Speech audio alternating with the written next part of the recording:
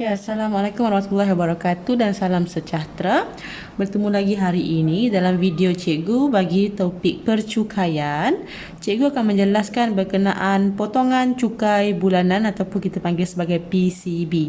Okay, maksud bagi PCB ialah potongan pendapatan saraan bulanan lah ya. Bekerja untuk bayaran cukai pendapatan tahun semasa. Ia adalah bagi tahun semasa. Jika sekarang tahun 2021, potongan cukai setiap bulan merujuk kepada tahun semasa 2021. Okey. Jumlah potongan akan dibuat berdasarkan kepada jadual potongan cukai bulanan ataupun kaedah pengiraan berkomputer PCB. Ya, ini disediakan oleh LHDN lah ya. Okey. Seterusnya kita akan lihat bagaimana pembayar cukai ini ditetapkan PCB setiap bulanan ya. So misal kata ini adalah pembayar cukai ya. So pembayar cukai ini perlu membuat perbandingan. Okey. Dia perlu buat perbandingan antara yang pertama jumlah PCB yang telah dipotong setiap bulan pada tahun semasa itu. Okey. Bandingkan dia dengan cukai yang perlu dibayar.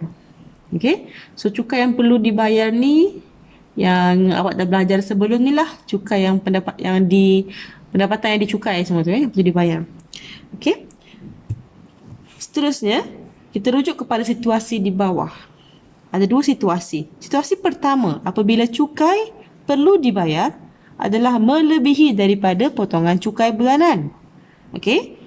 Maka cara pengiraan kita lihat, cukai kita tolak dengan PCB yang telah dibayar akan memberikan bayaran cukai tidak cukup. Okey. Jika berlaku seperti ini, bila bayaran cukai tidak cukup, maka baki cukai perlu dijelaskan di LHDN. Okey. Situasi kedua pula, apabila cukai yang perlu dibayar kurang daripada potongan cukai bulanan. Maksudnya dia terbayar lebih lah. Okey, maka bila PCB tadi tolak dengan cukai, akan terdapat lebihan potongan cukai. Apa yang dibuat dengan lebihan potongan cukai ni? Okey, lebihan potongan tadi akan dipulangkanlah oleh LHDN. Dia akan di bank in, dikreditkan semula ke dalam akaun bank pembayar cukai. Okey? Baiklah, kita lihat contoh yang pertama. Okey.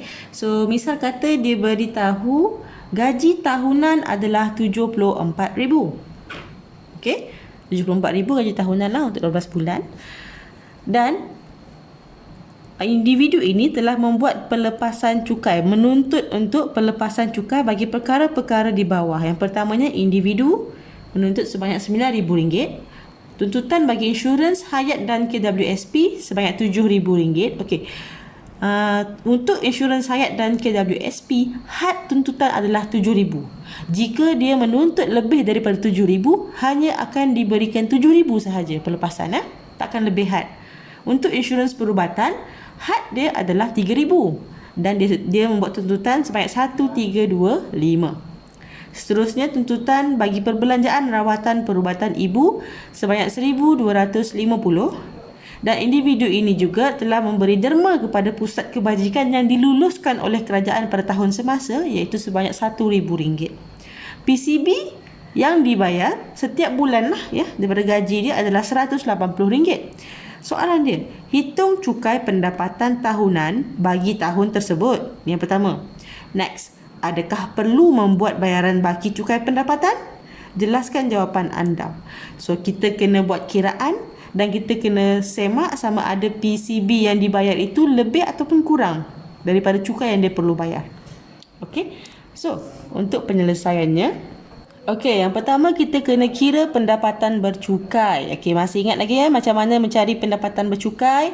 Jumlah pendapatan kita kena tolak dengan pengecualian cukai, tolak dengan pelepasan cukai. Okey, jumlah pendapatan dia adalah RM74,000. Okey, kita kena tolak dengan pengecualian cukai. Okey, di sini yang dikecualikan cukai adalah derma ini. Ini adalah pengecualian cukai. Kita tulis, saya ingat pula. Boleh baca Ini adalah pengecualian cukai. So kita tolak 1,000.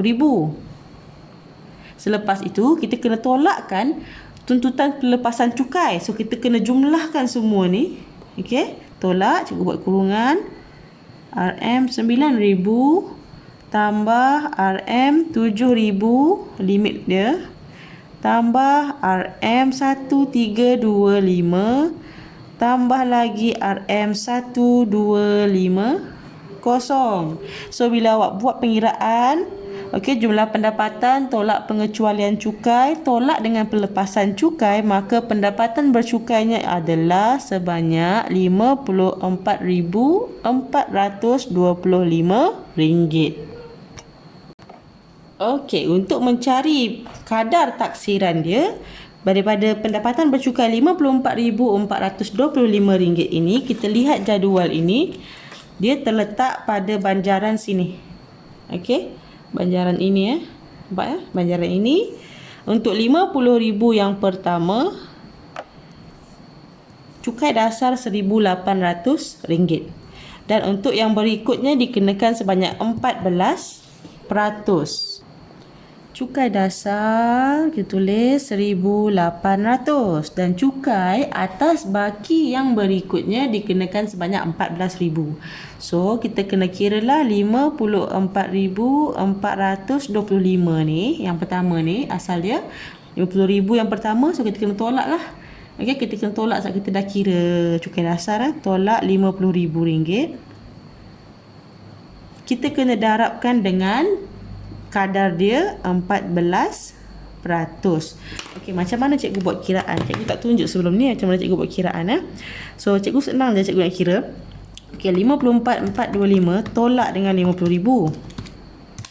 Okey, cikgu nak darab 14%. Cikgu tak tekan darab 14% sebab cikgu tahu ini adalah 0.14. Cikgu terus je darab 0.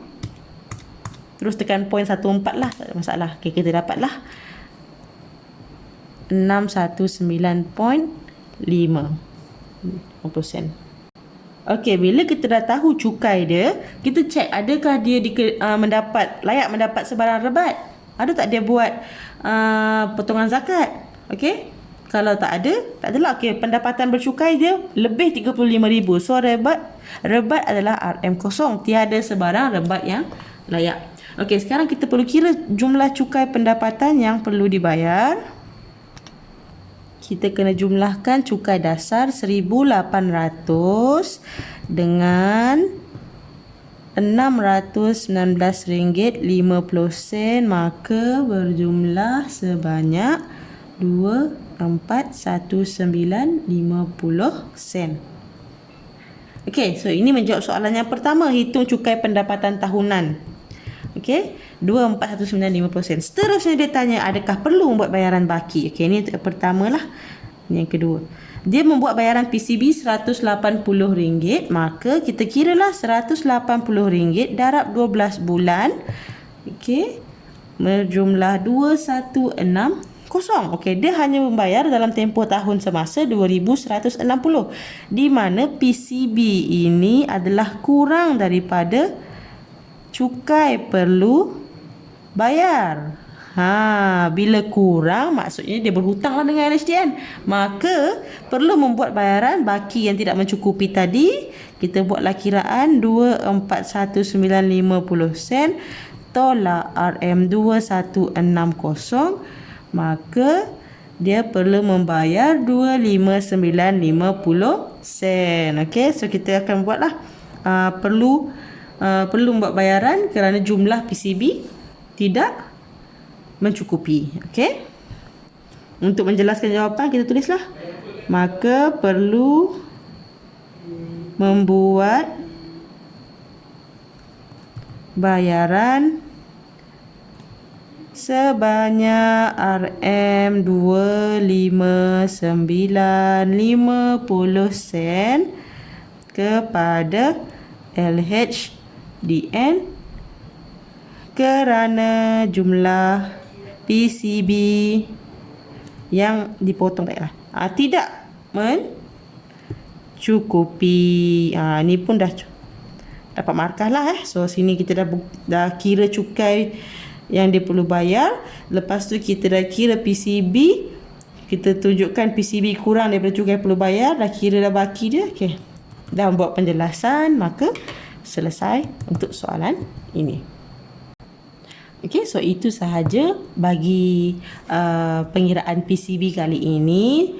Sangat mudah. Yang penting kamu ingat, untuk pendapatan bercukai, rumus dia adalah jumlah pendapatan tolak pelepasan, pengecualian cukai tolak pelepasan cukai, tolak kedua-dua itulah.